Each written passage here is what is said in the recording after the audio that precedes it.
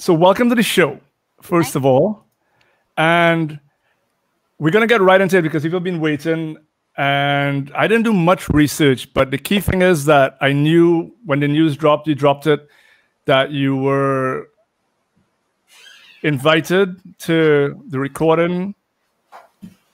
It's called the Recording Artist Recording Academy 2020 class, right? What can you explain to us what exactly that entails? What does it mean and what is it about? Okay, so academy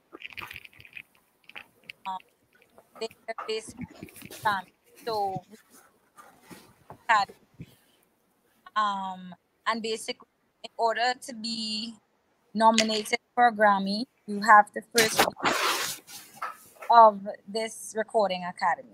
So in order to vote for somebody or to nominate somebody, you have to be part of this. Right. So the first thing is before you could be even voted for, you have to be invited. Exactly. Yes. Okay. You have to. So basically, and how do you get invited? You basically have to have a cosign, people in high places that vouch for you and the artist to look at. This is the artist to bet your money on. Really? Wow. I was invited, so it's like pressing for music. So I'm just exhilarated, just at the occasion. So now it's in order for me to put in the work to actually get us to the point where I'm nominated. Yeah. Okay. I think it's great. Because last year I saw you at Harbourfront in Toronto, actually Caribbean Friday, I guess they would call it, and you were in front of such a diverse audience, and you blew everybody away with that performance, which I thought was great. Do you also think performing for crowds like that, as well as the time you were nominated for is the BET award a few years ago? Do you think stuff like that helps the being nominated or being co-signed by somebody? Yeah, definitely. I think it's about knowing the right people, pushing, knocking on the right doors, putting the right content out. It's a combination of things that is definitely one that will definitely add to it. On that same trip, I performed on Your Morning. I think that was like one of the probably like CTV or something, one of the national stations. In Canada, which is like huge because I don't really know any other soca artists or artists from the Caribbean that has done stuff like that. You know, I've done Al Jazeera, TV in Japan. You know, I've done a lot of network outside soca and Caribbean diaspora. So that definitely added to this thing. So it's really dope. Yeah, no, that is definitely dope, man. Hey, welcome back. Oh, Anson. Welcome back, Anson. What's up? Anson just stepped away to go and make somebody else a soca star for a little minute there. That's how busy.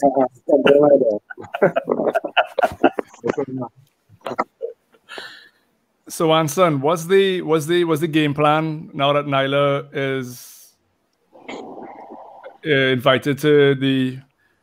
Well, the game plan was always to find a way to make a homegrown Grammy nomination and a Grammy win possible. That was always the game plan. But of course, being from the islands and the Caribbean and not really having a manual to follow or having necessarily the same sort of links and connections like the Jamaicans or the established dancehall and reggae, we have to find our own path, create our own lanes, open our own doors, you know. So it's been a struggle because, like I said, there's no manual to follow. We just have to learn by trial and error and figuring it out as we go along. You know? So it's really about a lot of networking, then, huh? Mm-hmm. Strong networking with people who've kind of been there outside of the Caribbean. Yeah, I mean, the funny thing is the entire industry is run by Caribbean people. That's what's crazy about it. Like all the heads are islanders or Haitians For real? or Guyanese. Yeah, everybody. Trinidadians, Bajans, St. Lucia, St. Vincent. Yeah, we literally went to a board meeting in Comb Enterprises, right? That's PDD, you know? Right. So when we walked in, we went to meet one guy who was a Haitian. He runs the Hot 97 morning program. And when we walked in, the receptionist was like, "Oh my God, Nailah Blackman." So we were kind of surprised, you know, you're not expecting the receptionist in Comb Enterprises to be like, again, like starstruck. So then she picks up the phone and calls somebody upstairs. And by the time we got to the boardroom, we had like the whole upper brass sitting down, and they were like, "Okay, you're wondering why we in here?" And I'm like, "Yeah." They say, "Well, I'm Guyanese, I'm Haitian, I'm St. Vincent, I'm Trinidadian." And it's like general managers and manager of marketing, manager of this. It's all heads, you know, and this goes across the board. Because Republic Records, one will think if there's so many Caribbean people involved at that high level, that they'll be rooting for Caribbean artists to break out more often. Nailah? Well, this is the struggle. Well, they are rooting for Caribbean artists, definitely. But I feel like Caribbean artists usually shoot themselves in the leg. Right. One, with their work ethic. It's usually, and it usually makes them look bad. And you know, if you're vouching for somebody messing up, you know, it doesn't look good. And you know, nobody wants to put their head, their neck, their leg, anything on the line. Who is probably going to up and their reputation. Especially when, as Caribbean people, they had to fight really hard to get in that spot. You know, when they're vouching, they want to vouch for value, a reliable source. You know what I mean? Right. And apart from that, this is the biggest part, is the music. You know what I mean? The music has to be something that can not only relate to Caribbean people alone, and I feel like that's what Caribbean people get stuck in a lot. Is like, okay, this is we sing, but yeah, it can also be all of our thing. You know what I mean?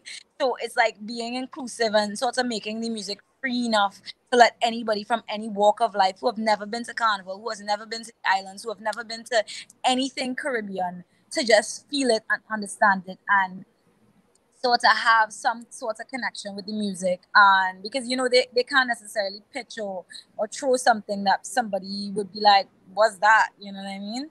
So right. All these people that are in these high places, they've been waiting for somebody to just say, I'm betting on this person. You know what I mean? Yeah, I think that's someone who's betting on themselves that they can deliver. Yeah. I also, sorry, go ahead. I'm done. Oh, no, I was going to say, sometimes I think also what happens is with music, especially if you don't know island music, people make the connection through an experience that they had. So if the song makes them feel something, then they'll be like, who's this Nailah boy? Let me go on YouTube. Oh, I like this song too. Oh, this doesn't sound like that. That doesn't sound like that. Oh, visually, this is great. And then all of a sudden, Nailah. And then, you know, who else you might be associated, whether it be Shensia or whoever. And I think that's the way to go. I think we need to stop being so myopic in it being a seasonal thing and make it one of those things that where people could connect an experience to it, and that's where the attachment comes from. Right. I'm glad you mentioned that, because that's one of the biggest problems that they have as well with the genre. They all know about soca, you know. They're from the islands. They come for Carnival every year, funny enough. They're here, they party, they enjoy it, and then they go back to the real world of music. So we have to now make them understand that it's not a seasonal thing. It's not just a festival circuit thing. It's not just one-dimensional music where our topics are only about happy, fun stuff. It could fit into all walks of life, man. Fit all scenarios. And until we introduce them to that, or open those doors or break down those boundaries, we're gonna constantly be stuck as, okay, this is fun stuff for when I'm on holidays, and that's about it. I think it's supposed to be less of a soundtrack of a festival and more of a soundtrack of your life. You know what I mean? So Agree. So how much do you guys know when it comes to the Recording Academy? Now they invited, what do you put forward? Do you have to take what you have? Are you going there to record new stuff? Is it a combination of both? Is it going to be primarily soca, non-soca, a mix of everything? What's happening on that? So what I realize is most Trinis, or most of us, don't have an idea what the recording academy is. That's why your questions are sounding more like if it's a studio itself now. But what the academy is, the recording academy is just a body of elite industry people at all levels who come together and they share knowledge and they share experiences, and the ultimate goal is to be able to pass on that knowledge to each other now. So it just so happens that it's tied to a very prestigious award show, which is the Grammys. And to be nominated, you have to be a member. So for us, we taken from it the opportunities that it brings, because Nailah has a whole schedule of meetings that she could choose to attend, you know, based on what may deem important. And she could also chime in the conversation, you know? So it's like representation. Soca doesn't have much representation within the academy. And until we do that, we're light years away from having a category, for example. Right. But, okay, so for the academy, is there time? Yes, so it's a yearly vote. Once you're in the academy, you're basically in for life. You just I think it's like you just have a registration process every year or whatever. But in the case of what Nailah will be achieving out of it is, one, we're gonna gain knowledge that we could use to partake to pass on to everybody else, because like the same way you not fully understanding, we don't even fully understand the reach of what this brings now. You know, it's all new to us. There's no manual. It's all new. Everything we're being told is being passed on to us from the academy people, members that are already inside. You know, so as you ask me questions, it makes me wonder, okay, let me go back and find out some more about it, because it's something that we didn't apply for. It just she was nominated by active members who see her as a potential future Grammy holder, and that's important to us. We see this like long term. We can now submit her albums for nomination, or singles, stuff like that. So it's very important to us. So there's a large part of this that you guys are still learning as you all go as well. Yeah. So I'm curious, this academy isn't just exclusively musicians and singers. I would imagine it incorporates songwriters, mixers, engineers, like just the whole.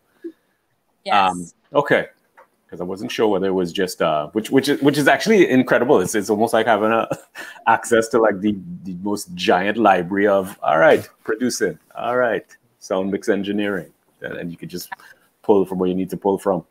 And then there's a lot of network. Yeah. Have these seminars and stuff. I mean, everything now is happening virtually due to COVID pandemic.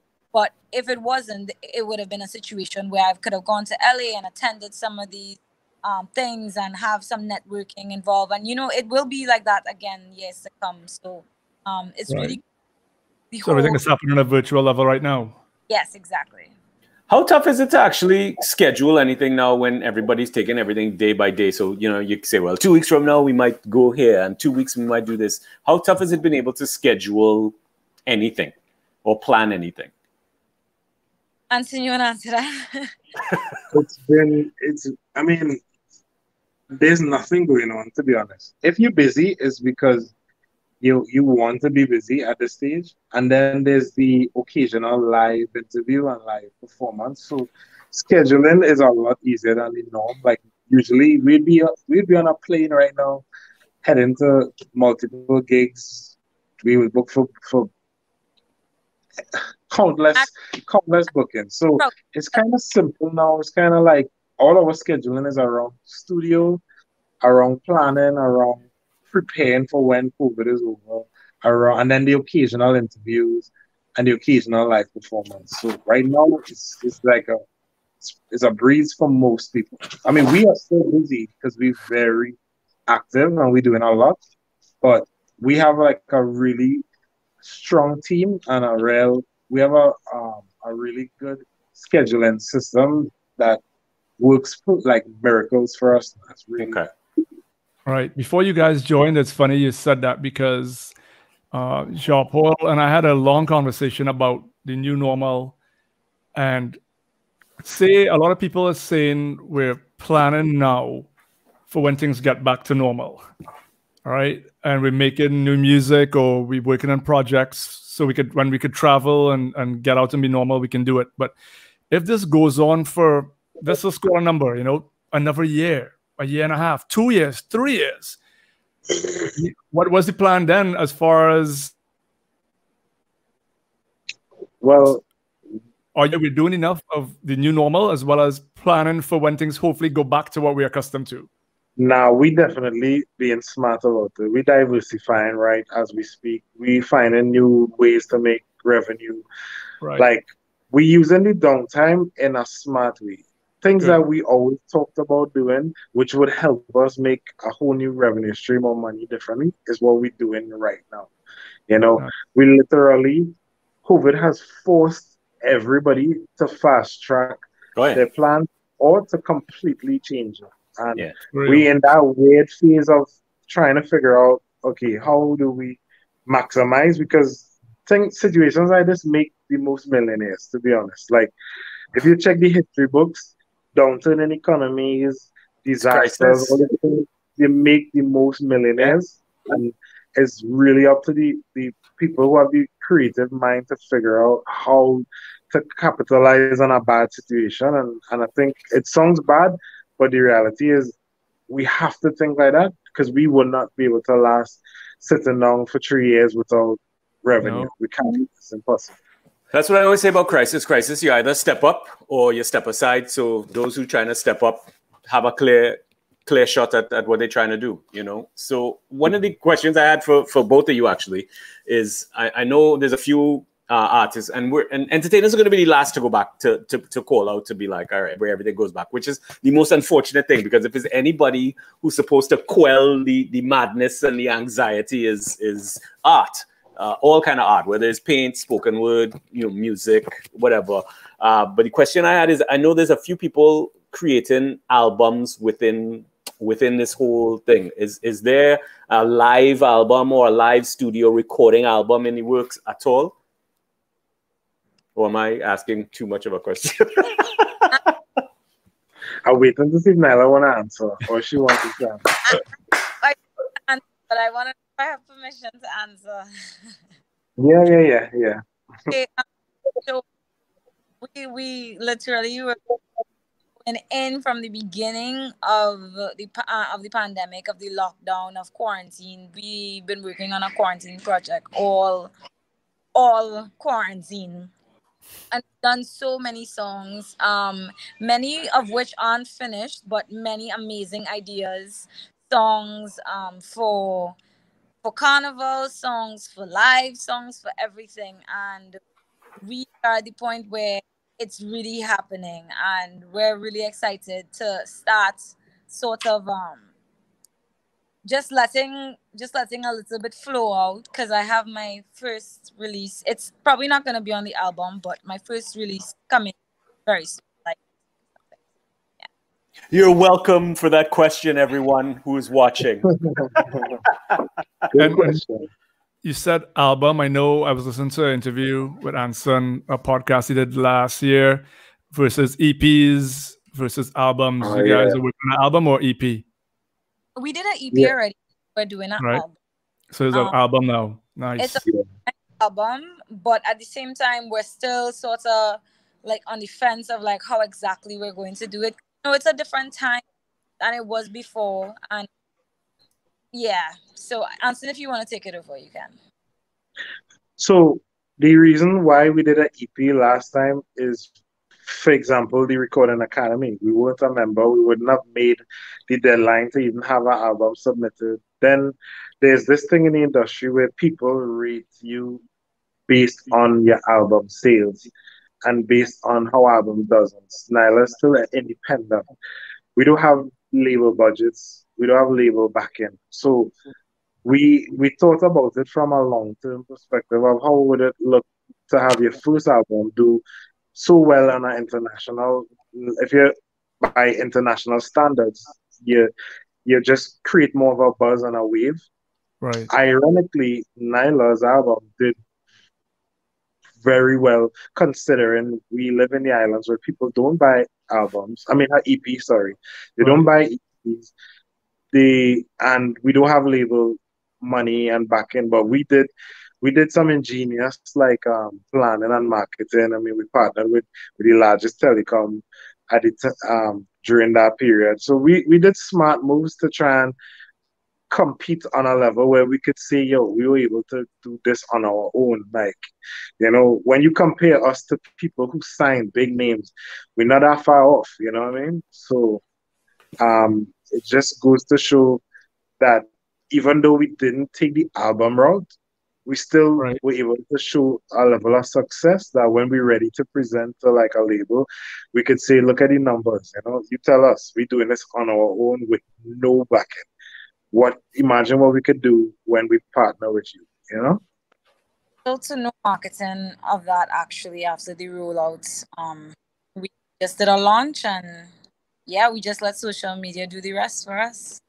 Social media is a game changer. And that was one of my questions, and I don't mean to be disrespectful by this and anything, but do people even really need record labels anymore, considering that the world is now an accessible global village through streaming and platforms like that?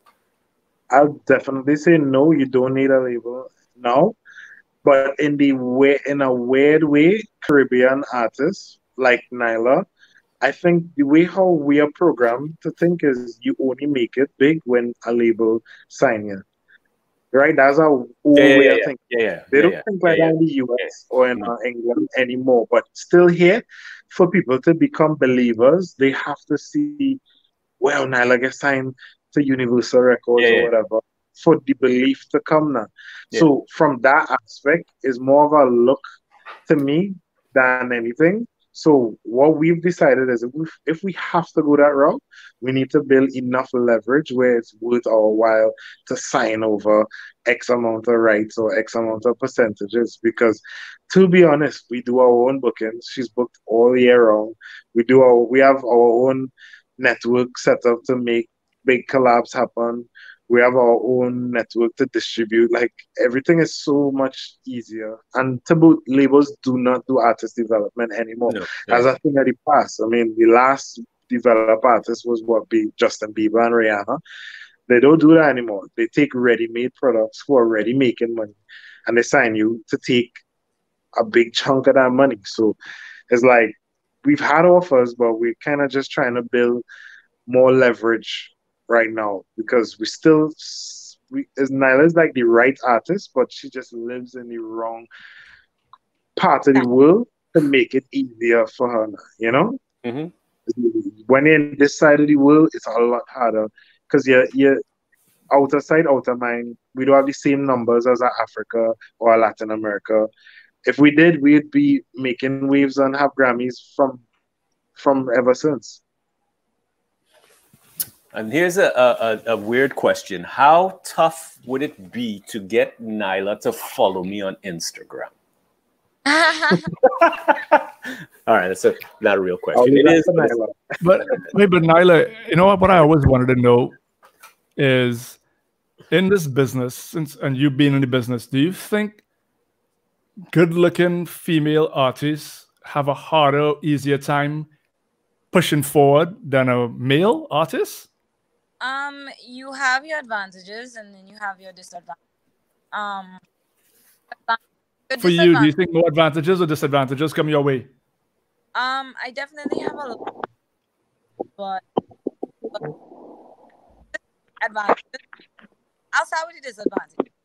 Okay. So first and foremost, a lot harder for a female, just because we have this sort of industry that only one female must shine. We need a female. We don't need females. But you could have like 10 men and you'll have a show and you'll be like, I need a female. You wouldn't say I need all the females. It's more like I need a female. Like one female would suffice to know you know, we're not sexist or biased or anything. It's sort of this sort of and then when you have more than one female, them against each other and make up rumors and stuff to sort of one must survive. It's like the Hunger Games up in here. Like that's really what it like does that. To get in, then a female have they survive. You know? A lot more public scrutiny. People care a lot more about everything about you, like your personal life, your daily life, your every single thing cared about. I mean, that's an advantage as well. But it's all, no one cares what jeans this guy is wearing, and the fact that he wore it to like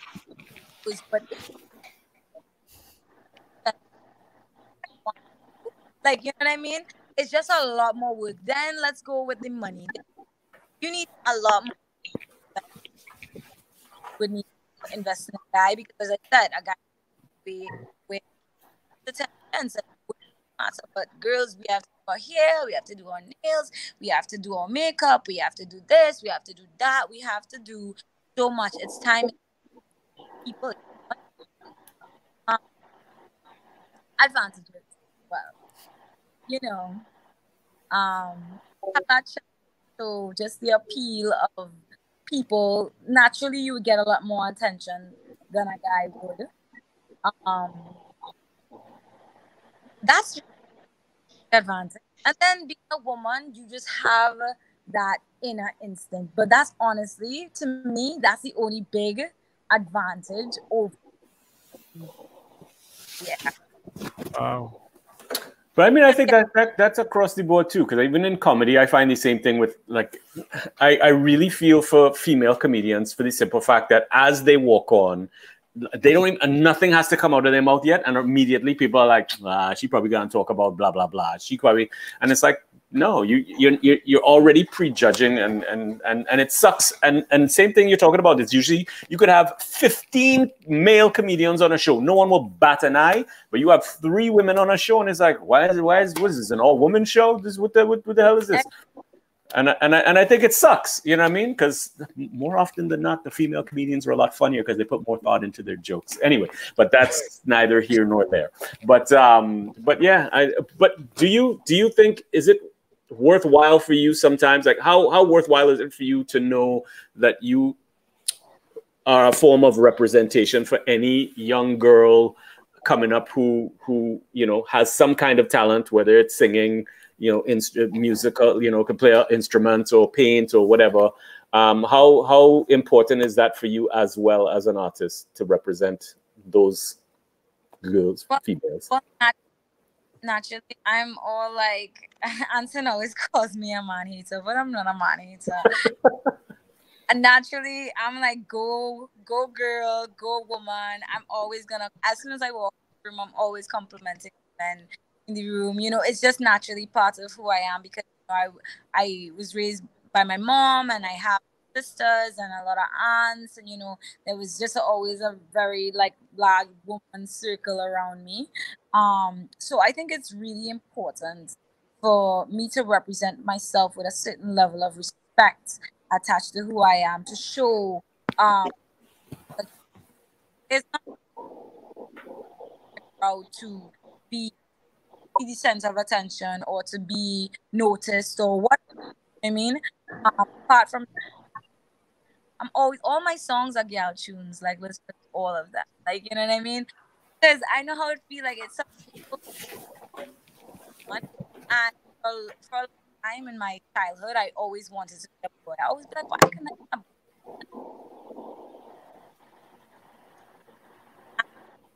Like, as I grew up, I was like, wow, it's so important to just love and be proud of being a girl. And I always like share that sense. Everything I do, it's like this.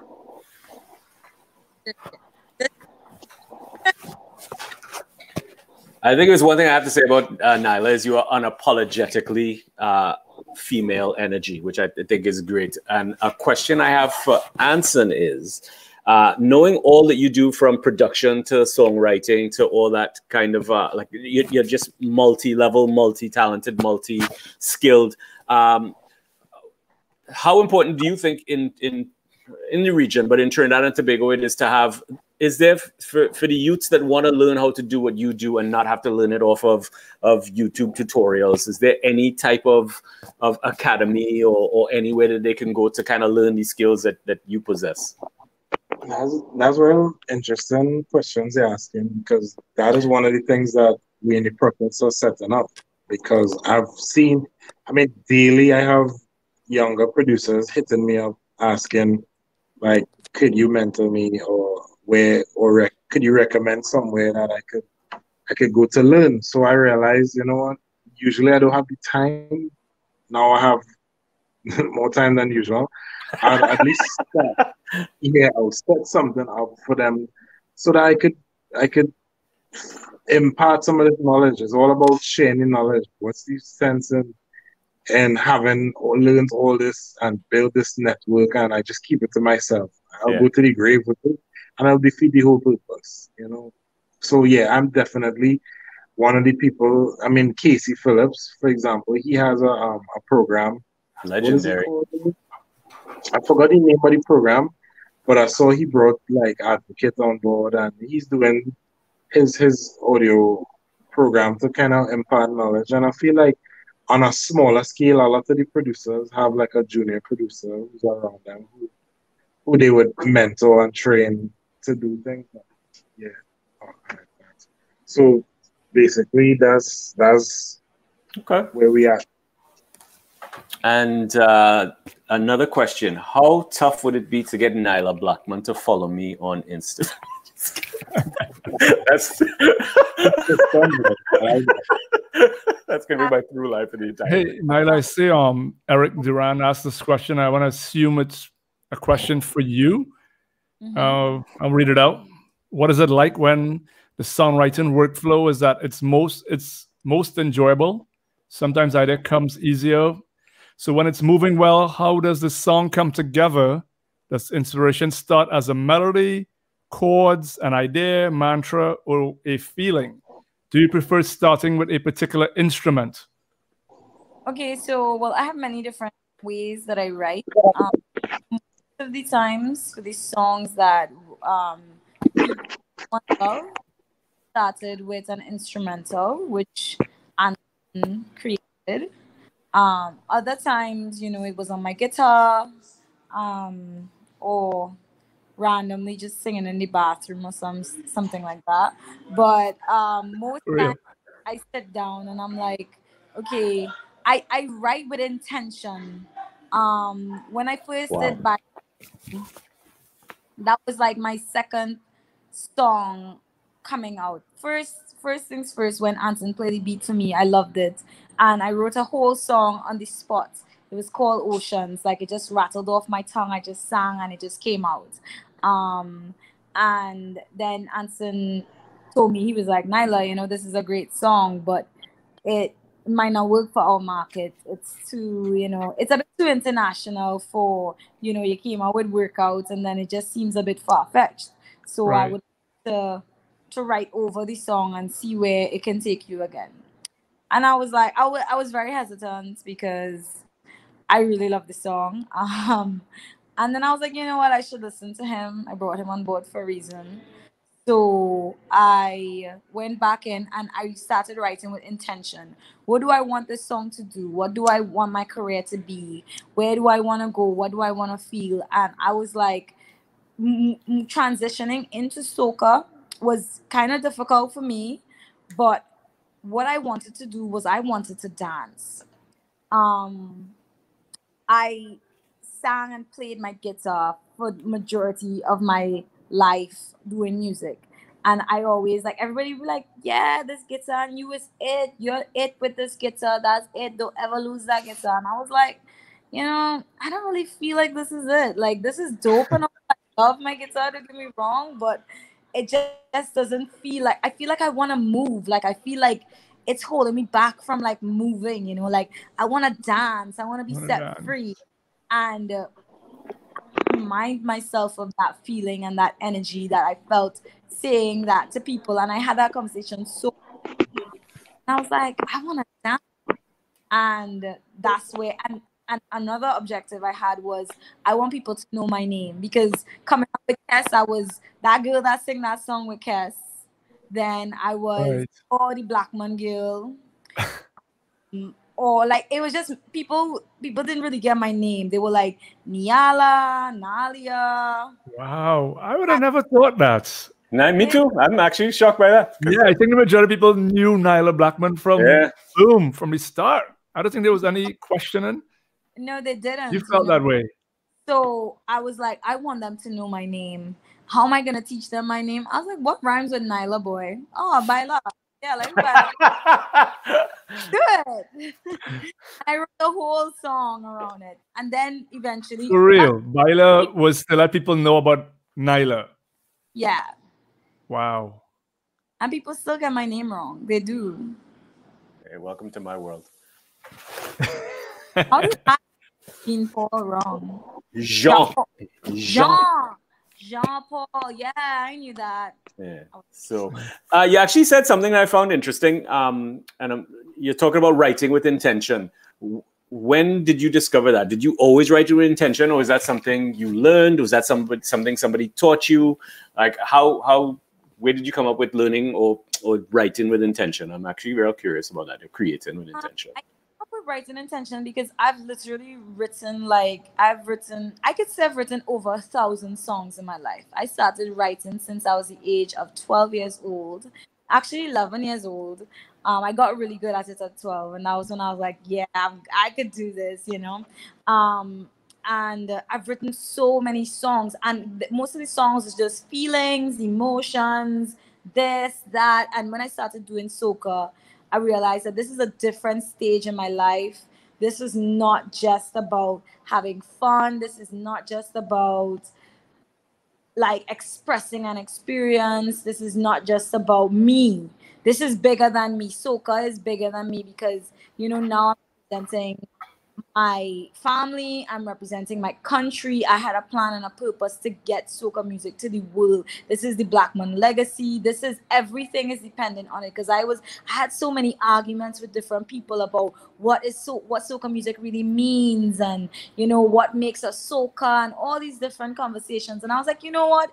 I am arguing with all these people about what soca really is, but I'm not even doing soca. You know what I mean? Because I wasn't doing soca. And I was like, you know, I want to change what soca really means and what people's perspective is on what soca is. Soca is not carnival music. Soca is a rhythmic structure. Soca is unity, like all these different things. And coming into soca, I wrote with intention because it was bigger than me. It wasn't just about Nailah and her life and what she likes and how she does. Yes, I use all those things, but it was really to send a message and to still keep it light and fun, you know, not to like message, but just to get your point across very passively. And I'm super passive aggressive, so I know how to do that great. So yeah, that's where that thought of writing with intention came in.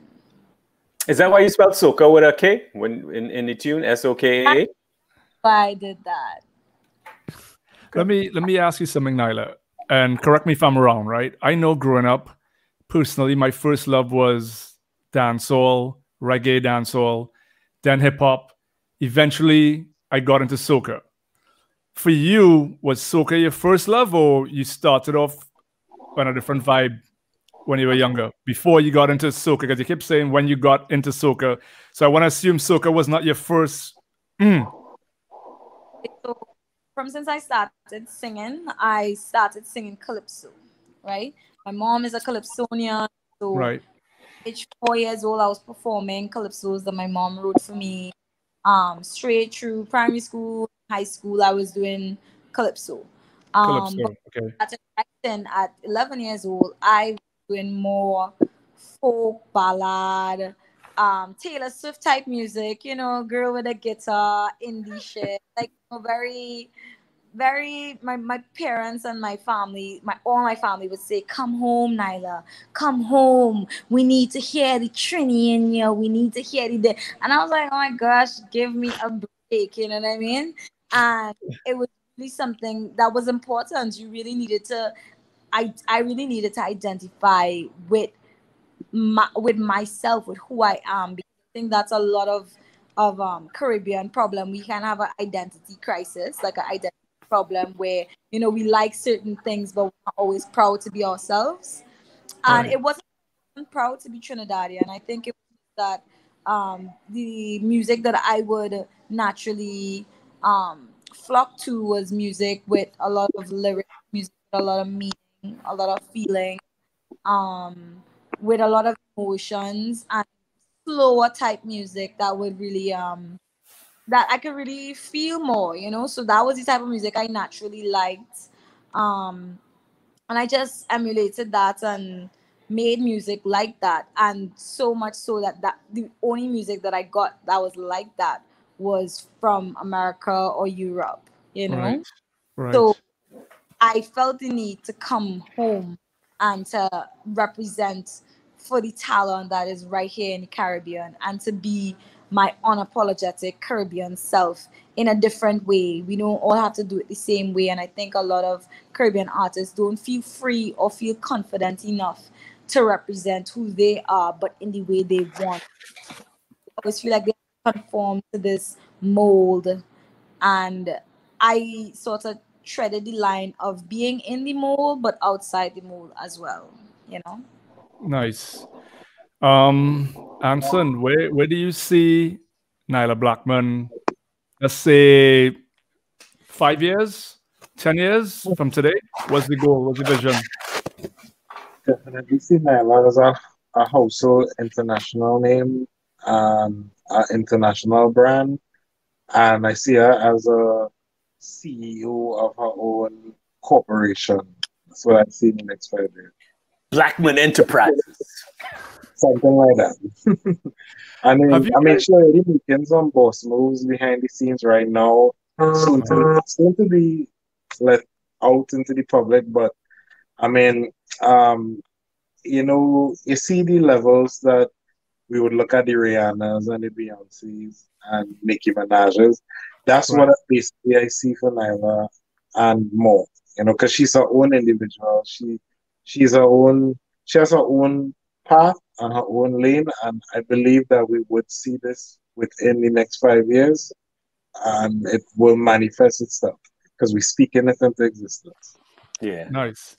One of the Now, questions, actually, not to cut you off, Andrew, just mhm. to kind of keep in the same vein as far as like 5 years, and not necessarily with Nyla, but what I've noticed is because I tend to I like to consume, and by consume I like to consume music, and what I've noticed a lot in the music scene in Trinidad and Tobago, and I know I'm not as in depth in it as you are, but lots of artists are creating their own, what seems like their own sound. And I don't just mean like the Zessa movement, but putting out serious music. Like K Lion put out some great music.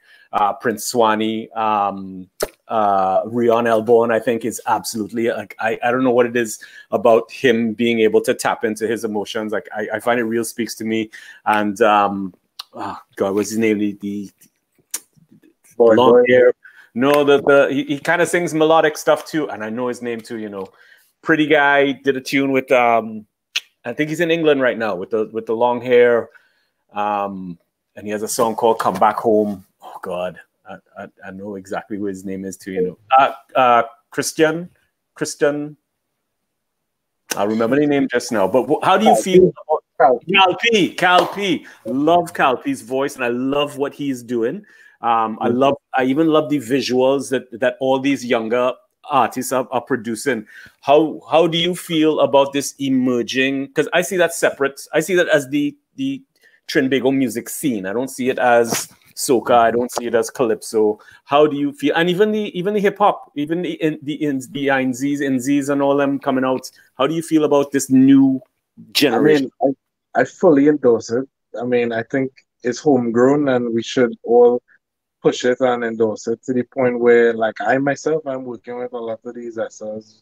Because what I'm trying to bring is, I'm trying to bring two things to that work. Because it's fine on its own, you know what I mean? I'm not coming to change it or anything. I just come in to kind of help them get the commercial aspect out so they could make real money now. Trying to help them get a little bit more The business deeper with side. the content as well, and you know, don't like yes, the gun tunes is what's popular, but there's and for example in dancehall there's love songs, there's party songs, there's happy songs. So I trying to bring a little bit more of that side to it. I just trying to contribute, you know what I mean? And I do my part because I see it as a way for them to go to the next level, you know? So I believe that like people like the Calpies and thing, he doing his thing out in I think he in Dubai. You have the underground rap movement. I've been from that world. I've been producing. That's where I was originally. You see how Nailah was doing indie stuff. I was a hip hop producer, R&B, dancehall. Soca is something that Devon Matthews, you know, R.I.P. That's my boy. Yeah. You know, he's the one that got me into soca music. You know, I worked out at his studio. I was fortunate enough to give him his last big hit before he passed away. So he was always like, Anson, if you want to make some money and make a name for yourself, you had to do soca. That's your culture. That's where you're from. And it took me a lot of tries because soca in its simplicity is so much harder to do than hip hop and dancehall because it's everything has been done already. It lives in a particular range where, like, for me being from a different world and trying to merge soca with the international and make it more palatable, it's so much harder for me to find that balance between appeasing to the foreign markets and still be able to appease the home. So it took me a little bit longer to find that balance. And I think, you know, with a lot of Nailah's music, you would hear that balance. You'll be like, oh, it sounds so different. You know, I use more minor chords than major, you know, even though soca has been predominantly major for how much years. And I do a lot of sad chords and find a balance to still make it work on the road, you know, this kind of way. So it's all about, like, to answer your question, I think the entire music scene is doing phenomenal, and we want more of that because that's the only way we're gonna get more people on the Recording Academy, more people in the BET Awards, more people in the VH1 Awards. Like this is the only way as a homegrown genre or genres or whatever we want to label it as, we're gonna get more international stars. That's my goal. Yeah, the thing is, I agree with everything that you're saying, right? And my question is, for a long time, since I've been small till now, the goal is to make soca music or Caribbean music more palatable to the rest of the world. That's the words we use, right? How can we make what we do not just be our jumping wave or for carnival or seasonal, but for the year? Is that go?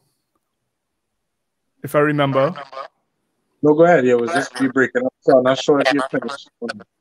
Okay. Is still breaking up? Kind of an echo. Kind of a small echo. Okay. Maybe I have to mute somebody. Hold on. Let me see. Maybe me. Still echoing? So?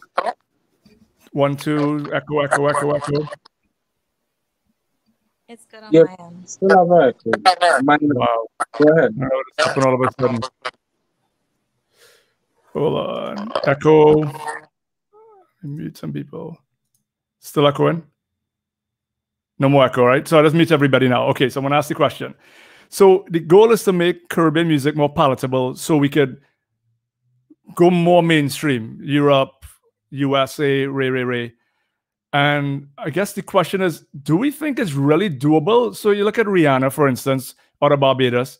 She didn't try to push soca music or whatever it is. She just went straight pop star, right? Doing pop music. And I think Nailah is in a great position to actually give that Caribbean vibe and be palatable where they say, man, this is touching that soca, but it's also touching some reggae and it's touching a little bit of Afro beats, but it's still the Caribbean feel, so it's not a crossover. But the real question I want to know is, do we really think for after all these years, could we really break that? Or will it be Nailah gets signed and then Nailah has to sell out and they say, you know what, Nailah, you need to drop that old Caribbean vibe and just go straight pop. You need to be Riri, the Trinidadian Riri, or, you know, and forget about the whole island vibe. What is your question exactly? Well, the question is, could we make it happen? And what would be the difference now with Nailah that hasn't happened in the past, where a Marshall said, or Rupi or Kevin Little, what they did and stayed the course and left our music mainstream? Okay. So, mute your mic first of all. Check, check. All right. So, you'll hear me, right? Mm-hmm. All right. So, from every 10 years or 12 years, you're going to find one authentic soca song will break through. And yes, it might do something marvelous. I mean, in our generation, it was, I guess, different already. Prior to that, they might have a Kevin Little, maybe a Rupi. But consistency is something that's lacking. And without the consistency, you're not gonna get the genre recognized. You know, who let the dogs out? Every 10 to 12 years, you will have a phenomenon, which is one authentic soca song will just be released and it would migrate into different markets. But when we say more palatable, what we're trying to do is make the genre, as I said before, less festival and more or accepted all year round. And the only way to do that is to make it more palatable. For example, when Justin Bieber did I'm Sorry, remember Sorry? All of us was like, oh, that song like soca, that's soca. That's what we accepted as. When we went to the label and we told them that, they called the producer of Sorry, and he's like, what is soca? He didn't know what is soca. He just did a vibe that just had a bounce that fit into our category, and Justin Bieber happened to sing it. But we was playing on the road for Carnival. They don't know anything about soca, but that's what I mean by palatable. It just means same way within soca, you have subgenres. You could have soca more mainstream, like a Justin Bieber song, that we're gonna hold on to it here and see that's soca, that's soca. You know what I mean? It doesn't have to just feel like the cliche jump and wave, or we're on the road partying and wearing costumes and wine and jam. It could be a song about I am sorry. You know what I mean? And we will accept it for what it is. So when we say palatable, we just mean it's all encompassing sonics, tones, mix master, the lyrical content, the speed, you know what I mean? Or the vocalist on it. Like palatable just means make it where instead of it appealing to the diaspora alone, it will appeal to some French lady or somebody who lives in Belgium who don't know anything about soca or anything about festival of Carnival. You know what I mean? Right. Right, totally. So I believe, as I said, I just want to. I think the goal is consistency, yeah. And we've been lacking that. So I think maybe someone might just get a hit. Oh, I wanted to touch on a bit of what you said about actually do it. In terms of making this genre be recognized as a genre, or is it whereas Nailah is just gonna sell out and become a straight pop star? So touch on that. I've always done all kinds of music because I tell people I'm not a soca artist, but I'm an artist and I represent for soca music. Regardless of where I may reach in my career, I will always do soca. I will do pop. I will do rap. I will do trap, hip hop, R&B, country, reggae, dancehall. I will do everything underneath the sun because I am an artist. And regardless of whatever I choose to do more at any point in time, I will always be from Trinidad and Tobago and always will represent for soca music, regardless of what I'm doing. So if I start to just have an entire album of pop songs, that doesn't make me any less of a soca artist. It just means that I am currently doing pop right now. You know what I mean? Because Taylor Swift will be a country artist, regardless of what she's doing. She will always be a country artist. That's where she started. That's what she does best. And that's who she is. You know what I mean? So people have to stop thinking about artists as entertainers and more as artists, because we are an expression. We're not just here to make you happy and to entertain you. We are also here to express what we feel inside and what we want for our lives. You know what I mean? So we should let artists be artists. Yeah. Well said. And to kind of add to that, just from a comedic perspective, is and even to what Anson was saying in the phenomenon where it hits who let the dogs out, who think. I always think what happens after that is people, and we were having this conversation about Russell Peters, is people expect something, and then you figure there's that pressure to give them what people are expecting. And I don't want to make it sound like I think I'm better than anybody, but I always say when people come to a show, they pay in to see me. I didn't pay to see you. You pay to see me. And I'm not trying to, again, be that kind of person. So I want to give you what I, as an artist, created. And this is my expression. And I hope you like it. If you don't like it, I will eventually create something else. And I hope you like that. But I'm not trying to chase what it is that you like and to reproduce that. I just want to keep creating and putting out the content that I'm inspired by. And I hope it inspires you to either like it or to inspire you to create something of your own or share that with other people. And I think I completely agree with Nailah. It's just, look, we're artists and this is what we do. And either you like it or you don't like it. But at the end of the day, I'm just going to keep doing me. I like what you said there, Jean, because when you think about it, in this day of social media, what they tell you as a content creator is just keep creating, but don't try to create what you think people are going to like. Create what represents you. And maybe as a musician or anybody in the art or entertainment business, if you just find what you like and you do what you do and you're great at it, then you will eventually be successful for that. As opposed to, I think a lot of us, we try to find that winning formula and probably change a little piece of us that we don't want to. So, someone might say, if you drop singing, soca music, you might elevate to the next level. But if you really love soca, or if you stop doing that bits of comedy, you might be a better comedian globally. But if that comedy means that much to you and you do it and you master it, you could be, you'll be great. Intention. Intention. Create with an intention. And if it's one thing I hate to see or hate to read or hate to see somebody say on social media is make this go viral. You can't make something go viral. It just does. It just does. You can't force it. It's not truly viral if, hey, share this now. Hey, share this now. Share this now. It goes viral on its own because it connects with people on some kind of level, either here or both or whatever. And then that's how shit goes viral. Not go viral. Make this go viral. Get out. Well said.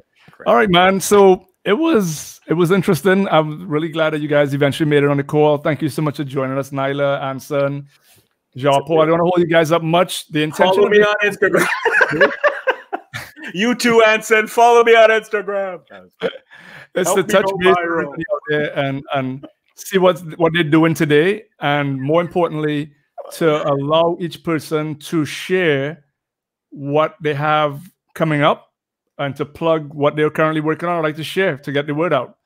So Anson, Nailah, I know you guys already mentioned there's an album in the works. So since quarantine, anything else that you guys could let the cats out of the bag that's coming up or you're going to bust or need to bust or would like to tell people? Plug, boys. Unmute. Unmute, Anson.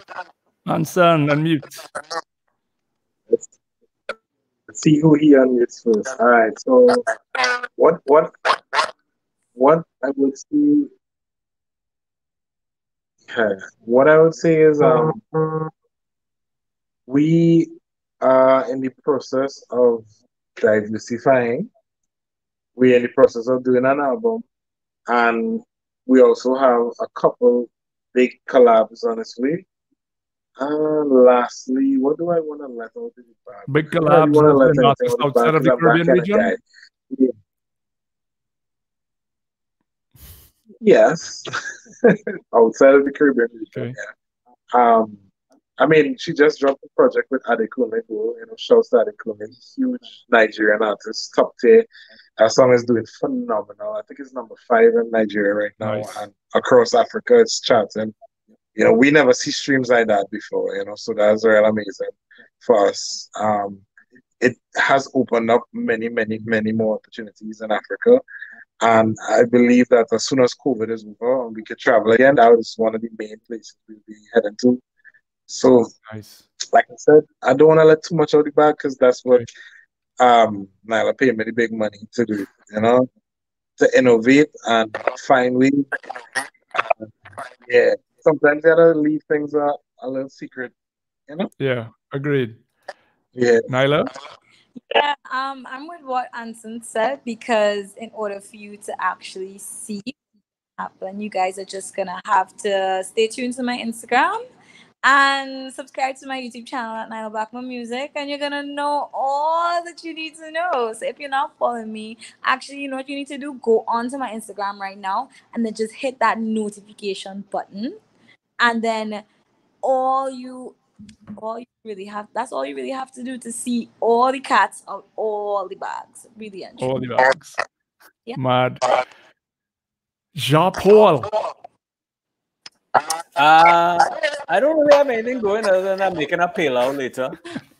And, what time are you going on the Parkway? No Parkway today. So, there's no Toronto Caravana this year. Yeah, which was sad. But again, I have memories from last year. I got to actually see Nailah perform, and I really appreciate it. I love that yellow. Yeah, I don't like a yellow suit. Oh, it was great. And the sneakers were... Anyway, so I want to say it's been an honor and a pleasure to be able to actually kick it and politic with you, Dre and Anson. Huge fan of yours. I think you're multi-talented, multi-skilled, and look forward to what you're going to do for the legacy of Trinidad and Tobago music, as well as you, Nailah. Keep being the artist you are, keep creating your intention, and I'll keep requesting every week that you follow me on Instagram. And outside of that, and outside of that, cool. You'll have additional followers. I'm gonna keep representing Trinidad and Tobago as far as comedy goes, and help make it go international. You know what I mean? Because I have nothing but deep love for our country and for our region. And happy Emancipation Day to everybody out there.